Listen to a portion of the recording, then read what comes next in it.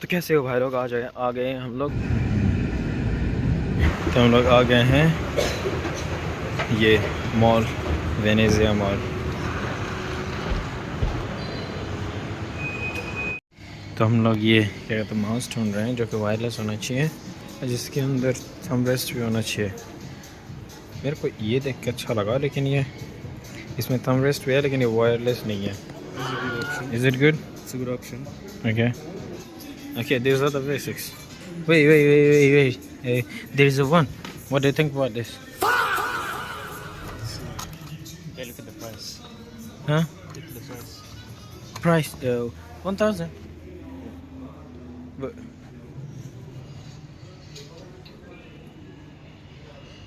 okay. सही है यार, इसे थोड़ा सा महंगा है लेकिन है कुछ चीज़ है।